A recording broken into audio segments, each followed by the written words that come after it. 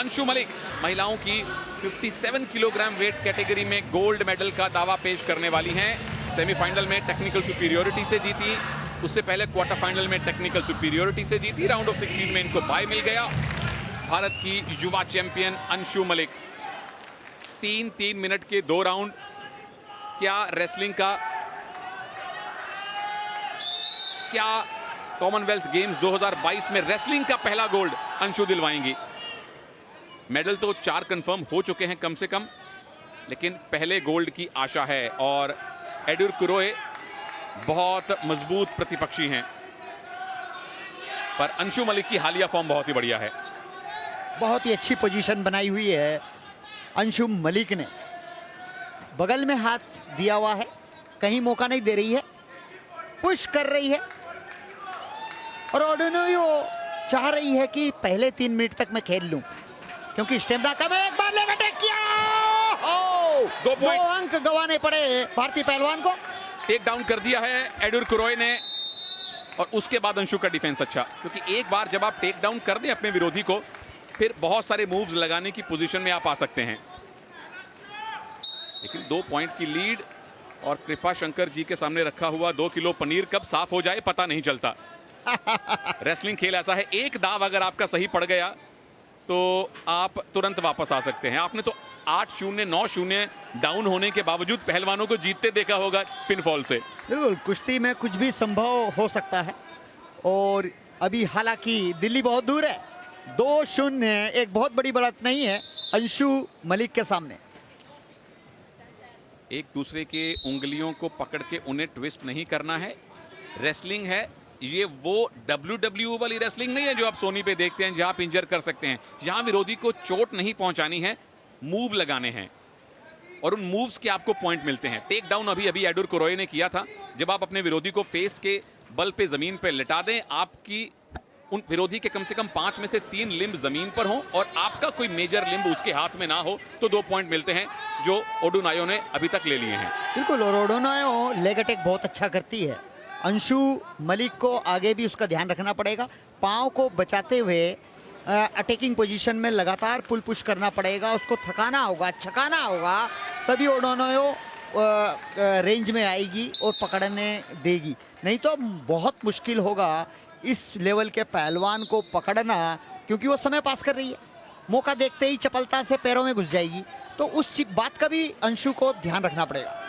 Nigeria से हैं और इनका निक नेम है पांतेरा डांसर, कि जिन लोगों ने रेसलिंग लीग देखी है सोनी पर, वो जानते हैं कि ओडुनायो जब भी मैट पे आती थी और जब भी बाउट जीतती थी, डांस बड़ा अच्छा करती थी। तो वो उनका अपना एक अलग स्टाइल स्टेटमेंट है।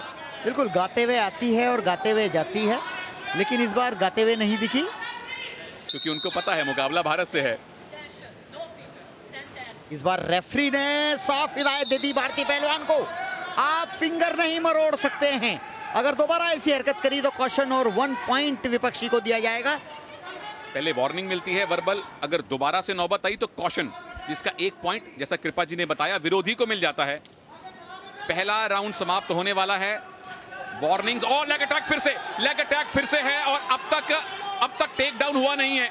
अंशु मलिक कोशिश कर रही हैं इस चंगुल से निकलने की, पॉइंट अब तक गवाया नहीं है, अब उसकी नौबत आ गई है।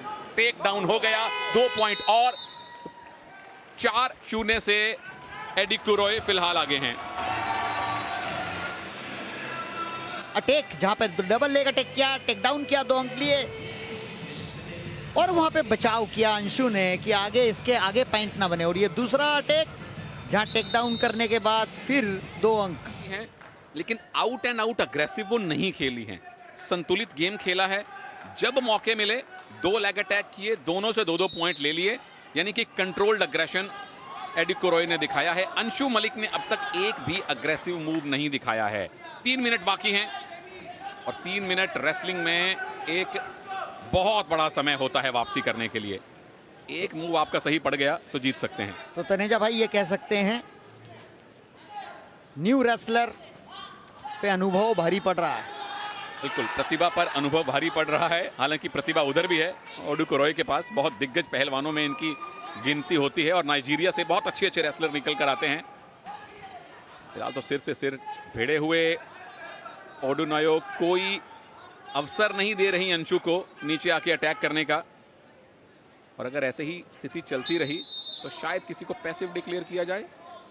कुश्ती ब्लॉक करने के लिए एक वार्निंग बनती है ओडोनायो को, रेफरी ने दे दी है कि आप कुश्ती को ब्लॉक ना करो।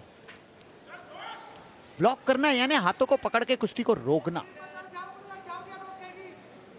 अंशु मलिक को पहले अटैकिंग मूव का इंतजार है, पहली ग्रिप का इंतजार है, और भारत को बर्मिंघम 2022 में रेसलिंग से पहले गोल्ड का इंतजार है। और ये तो खैर जो भी लोग रेसलिंग फॉलो करते हैं जानते थे कि यहां से गोल्ड के लिए बहुत मेहनत करनी पड़ेगी, असंभव नहीं है। लेकिन ओडोनायो बहुत खतरनाक रेसलर हैं और देख लीजिए आउट एंड आउट अग्रेसिव अभी भी नहीं है वो, अभी भी सिर्फ टाइम निकाल रही है, लीड अपने पास रखना चाहती हैं। क्या पैसिविटी मिलेगी? 30 सेकंड एक्टिवेट टाइम में डाल दिया गया है। डिफेंसिव एक वार्निंग पहले मिल चुकी थी। अगर 30 सेकंड में नाइजीरियन रेसलर अंक नहीं लेती है तो एक अंक अंशु को मिल जाए, लेकिन वो एक अंक पर्याप्त नहीं होगा। अंशु को अटैक करना पड़ेगा।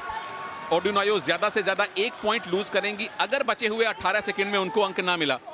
अगर रेफरी को लगे कि कोई एक रेसलर ज्यादा डिफेंसिव हो रहा है तो वो उसको पैसिव डिक्लेयर कर देते हैं, फिर अगले 30 सेकंड में उसको पॉइंट लेना पड़ता है, नहीं तो विरोधी को एक अंक मिलता है। तो एक अंक मिल भी गया अगर अंशु को तो ये काफी नहीं है, क्योंकि 1 मिनट अभी बाकी है। लीड अभी भी ओडोनायो के पास है, अंशु ने खाता जरूर खोल लिया है और अच्छी तरह टाइम पास कर रही है। दोनों हाथों से एक हाथ को पकड़ के ओडोनायो समय बर्बाद कर रही है। यहाँ पर अंशु को चाहिए कि मैक्सिमम अटैक करे, कहीं ना कहीं वो टाइम पास करने का तरीका बहुत अच्छा बना रखा है। लेकिन इस बार रेफरी ने वार्निंग दी कि आप ब्लॉक नहीं करें, आप कुश्ती करें, आप कुश्ती से भागे नहीं। यहां आप डिफेंसिव नहीं हो सकते। ओ फिर से लेग अटैक है, ओडोनायो का ही अटैक है। टेक डाउन की पोजीशन अभी तो नहीं बनी है, लेकिन अगर इसी पोजीशन में भी उन्होंने कुछ सेकंड निकाल लिए तो गोल्ड अपना पक्का कर लेंगी। और अगर कहीं कोच से इंस्ट्रक्शन मिल रही है, क्योंकि पूरी तरह से अब कंट्रोल में वो आने वाली है, पॉइंट का दाव अभी तक लगा नहीं है, अब संभवतः कोशिश होगी उनकी। 2 पॉइंट मिल गए क्योंकि अपने लिंब छुड़ा लिए अंशु से। 6-1 और बचे हुए 20 सेकंड हैं। गोल्ड मेडल की तरफ बहुत मजबूती से कदम ओडोनायो का। बिल्कुल अचानक प्रहार कर दिया है। अब अंशु लगातार अटैक कर रही है, कहीं ना कहीं डिफेंस भूल गई है, तो ऐसे में काउंटर अटैक हो जाता है और वही हुआ। आर्या पार जाना चाहिए। अंतिम 10 सेकंड। बिल्कुल अब आर्या पार की ही कोशिश है। लेग अटैक मिला है और यहां से तो फीसले घुमाइए, और कोई चारा नहीं है। 2 ही पॉइंट मिल पाएंगे, 6 सेकंड बाकी हैं, लेकिन 3 पॉइंट की लीड ओडोनायो के पास। दोबारा से स्टैंडिंग पोजीशन में जाना पड़ेगा, क्योंकि आप चले गए थे ऑरेंज जोन में, पैसिविटी जोन में। यहां से वापस स्टैंडिंग पोजीशन में आएंगे और 6 सेकंड काटने हैं ओडोनायो को। 1 पॉइंट और मिल गया अंशु बिल्कुल को। कॉशन और पॉइंट मिला है जोन से बाहर भागने का। अंशु को 2 पॉइंट कम से कम और चाहिए। यहाँ 2 पॉइंट अगर लेती है तब भी मुझे लगता है बात बनेगी नहीं, क्योंकि बराबर स्कोर पे ओडोनायो के स्कोर बड़ा होगा। उसकी नौबत नहीं आई। अंशु ने आखिरी 30 सेकंड में अग्रेशन दिखाया, पॉइंट बटोरे, लेकिन गोल्ड मेडल बटोर कर ले गई नाइजीरिया की ओडोनायो एडिकुरोए। यस, मैच चेयरमैन द्वारा की गई, रेफरी ने विजेता घोषित किया और ओडोनायो ने स्वर्ण पदक जीता है। वहीं भारत को रजत पदक से संतोष करना पड़ा है 57 वेट कैटेगरी फीमेल 1। ये इनके कोच हैं, प्योरिटी नाम है इनका, कई अरसे से, लंबे अरसे से ये ओडोनायो के कोच हैं। तो जो गाना इन्होंने पहले नहीं गाया था, गोल्ड मेडल के बाद गा दिया। ओडोनायो एडिकुरोए लगातार तीसरा गोल्ड मेडल इनका। 2014 में 53 किलोग्राम कैटेगरी में गोल्ड, 2018 और 2022 में 57 किलोग्राम कैटेगरी में नाइजीरिया की ओडोनायो ने गोल्ड जीता।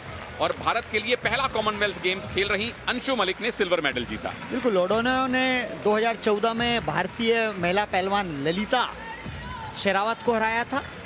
2018 में पूजा ढांडा को हराते हुए गोल्ड मेडल जीता था और इस बार अंशु मलिक को हार का सामना करना पड़ा।